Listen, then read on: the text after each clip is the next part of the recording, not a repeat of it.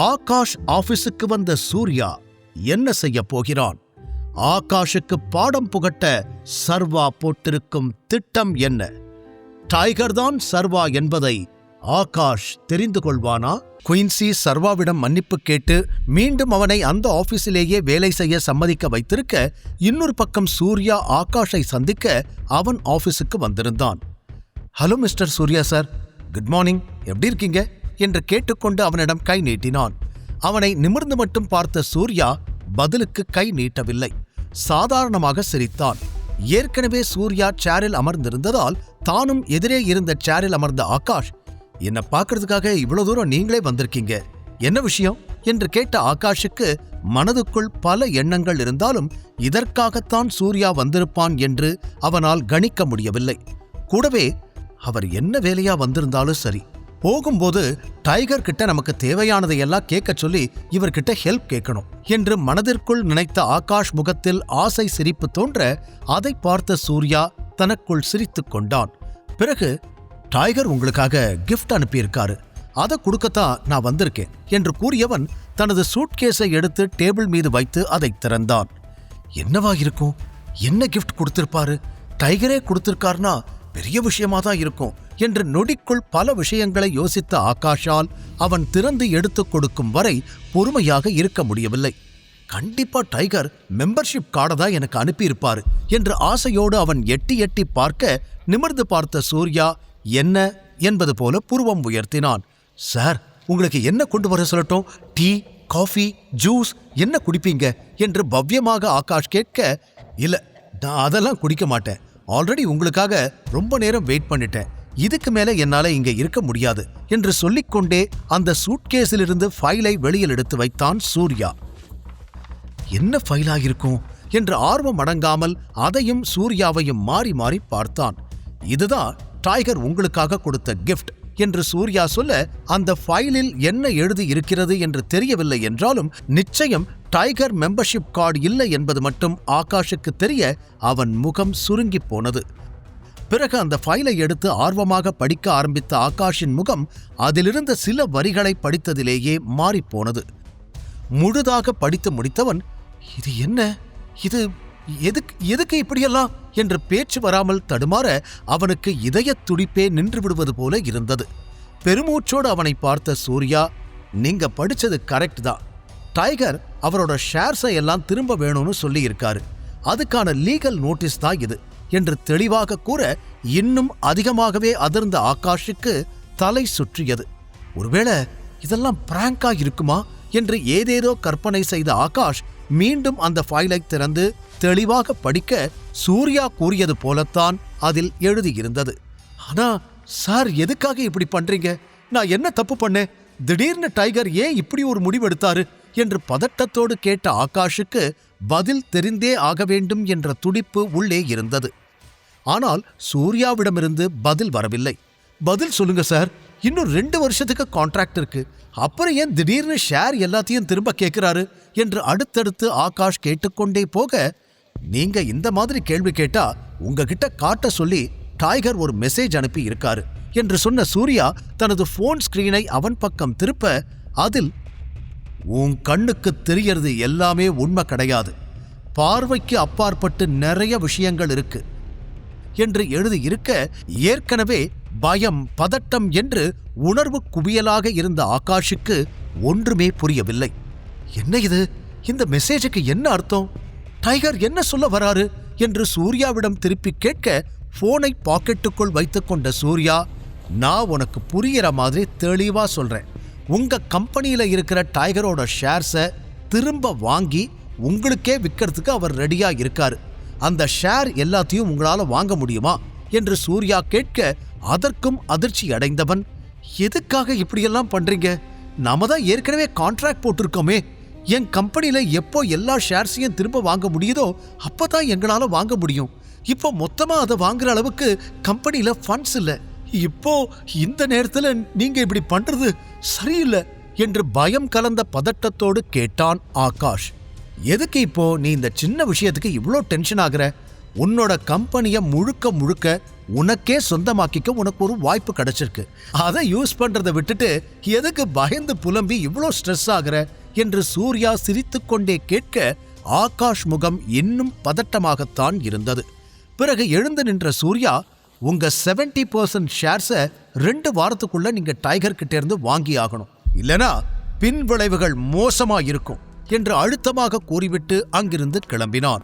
அவன் சென்ற பின்பு அப்படியே பொம்மை போல நாற்காலி மீது சரிந்தான் ஆகாஷ். இன்னொரு பக்கம் ஆபீஸில் வேலை செய்து கொண்டிருந்தான் சர்வா. லஞ்ச் டைம் வந்திருக்க சர்வாவிற்கு பசி எடுத்தது. நாம ஏன் இன்னைக்கு டைகருக்கு சொந்தமான ரெஸ்டாரண்ட்ல போய் சாப்பிடக்கூடாது? சூர்யா கொடுத்த இந்த டைகர் கார்டை யூஸ் பண்றதுக்கு ஒரு வாய்ப்பு கிடைக்கும் என்று யோசனை செய்த சர்வா தனது ஃபைல்கள் அனைத்தையும் அடுக்கி வைத்துவிட்டு கிளம்ப தயாராக டாக்குமெண்ட்டுடன் உள்ளே நுழைந்தாள் மாயா. சர்வா மாயாவை பார்த்து என்னவென்று கேட்க அந்த டாக்குமெண்ட்டை அவனிடம் கொடுத்தவள், இப்ப வரைக்கும் எவ்வளோ மெட்டீரியல் ரெடியாகி இருக்குங்கிற டீடைல்ஸ் இந்த ஃபைல்ல இருக்கு சார் என்று கூறினாள். அதை பிரித்து படித்தான் சர்வா. இதுல மண்டே நாம வாங்கின மெட்டீரியல்ஸோட பிரைஸ் டீடைல்ஸ் எல்லாத்தையும் அப்டேட் பண்ணிருக்கேன் சார். அண்ட் இப்ப வரைக்கும் 20 கேமரா ரெடியாகி இருக்கு என்று அடுத்தடுத்து அவள் தகவல்கள் கூற, நல்ல விஷயம்தான். ஆனா இன்னைக்கும் 20 கேமரா மட்டும் பண்ணுனா நாளைக்குள்ள நம்மளால இந்த ஆர்டரை முடிக்க முடியாது.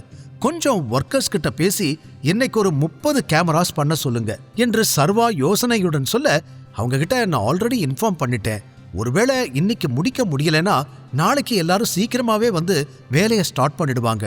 3 மணிக்குள்ள 100 கேமரா ரெடி ஆயிடும் என்று அவள் நம்பிக்கையோடு கூற, நல்ல விஷயம், நீங்க இவ்ளோ இன்வால்மெண்டோட ஒர்க் பண்றதை பார்க்க எனக்கு சந்தோஷமா இருக்கு என்று கூறிய சர்வா, ஓகே லஞ்ச் டைம் வந்துருச்சு, நீங்க போய் சாப்பிடுங்க, நானும் சாப்பிட்டு வரேன், மத்ததெல்லாம் அப்புறம் டிஸ்கஸ் பண்ணிக்கலாம் என்று சொல்லிக்கொண்டே போனை எடுத்து பாக்கெட்டில் வைத்து வெளியே செல்ல தயாராக, சார் நானும் லஞ்சுக்கு வெளியே தான் போறேன், நாம 2 பேரும் சேர்ந்து போலாமா என்று தயங்கிக் கொண்டே கேட்டாள்.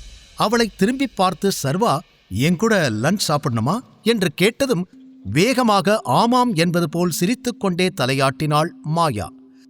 சர்வாவும் சரி என்று தலையாட்டிவிட்டு அவளை அழைத்துக் கொண்டு வெளியே வந்தான். குயின்சி எப்போது சர்வாவிடம் மன்னிப்பு கேட்டாளோ அப்போதே சர்வா சாதாரண ஆள் இல்லை, அவனுக்கு பின்னால் ஏதோ மர்மம் இருக்கிறது என்று மாயாவிற்கு புரிந்து போனது. அதனால் அவனோடு நல்ல நட்பில் இருந்தால் பிற்காலத்தில் அது தன் கரியருக்கு உதவியாக இருக்கும் என கணக்கு போட்டு வைத்திருந்தாள். பின் இருவரும் பார்க்கிங் ஏரியாவில் இருந்த சர்வாவின் காரில் ஏற வெளியிலிருந்து அந்த காரை பார்த்த மாயாவின் முகம் மாறியது. ஆனால் உள்ளே ஏறியதும் மாடர்னாக இருக்கும் காரை பார்த்ததும் அதே முகம் அடுத்த நொடியே பிரகாசமாக மாறிட, நான் நினைச்ச மாதிரி இவரு சாதாரண ஆள் இல்ல என்று மனதிற்குள் நினைத்து கொண்டவள், நாம சாப்பிட எங்க போறோம் சார் என்று அவனிடம் கேட்டாள். காரை ஸ்டார்ட் செய்த சர்வா ஈகிள் ஹவுஸ் என்று கூற அந்த பெயரை கேட்டதும் மாயாவிற்கு சிரிப்பு வந்தது. இருப்பதிலேயே மிகவும் விலை உயர்ந்த ஹோட்டல் என்றால் அது ஈகிள் ஹவுஸ் தான். அங்கு எப்படி இவரால் செல்ல முடியும் என்று நினைத்தவள், என்கிட்ட சும்மா ஜோக் பண்றார் போல என எண்ணிக்கொண்டாள்.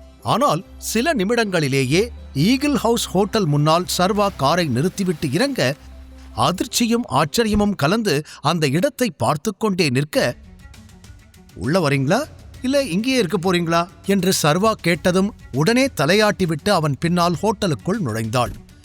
இங்கு சாப்பிட வேண்டும் என்றால் பரம்பரை பணக்காரராக இருக்க வேண்டும், இல்லை முந்தின நாள் லாட்டரி டிக்கெட்டை வென்றிருக்க வேண்டும் என பலர் கூறி அவள் கேட்டிருக்கிறாள். அதனால் இப்போது கூட தன்னை இங்கு சாப்பிட அழைத்து வந்திருப்பதை அவளால் நம்ப முடியவில்லை. இருவரும் உள்ளே நுழைந்த நேரம், ஏய் அங்க பாரு யார் வந்திருக்கிறதுன்னு என்று பின்னாலிருந்து குரல் கேட்க திரும்பி பார்த்தான் சர்வா. வேறு யாருமில்லை, காமினிதான் ஜகனிடம் சர்வாவை பார்த்து அவ்வாறு கூறியிருந்தாள். ஹே சர்வா என்று காமினி ஜகன் இருவரும் அவனிடம் ஓடிவர சர்வா அமைதியாக இருவரையும் பார்த்தான். அருகில் வந்ததும் ஜகன், உனக்கு விஷயம் தெரியுமா, சர்வாவுக்கு வேலை போயிடுச்சு என்று கூறியவள் தூரத்தில் இருந்த கிருத்திக்கையும் தன்னிடம் அழைத்து விஷயத்தை சொல்லி சிரித்தாள். அவர்கள் போல சத்தமாக சிரிக்கவில்லை என்றாலும் சர்வாவை பார்த்து லேசான நக்கல் புன்னகை சிந்தினான் கிருத்திக்.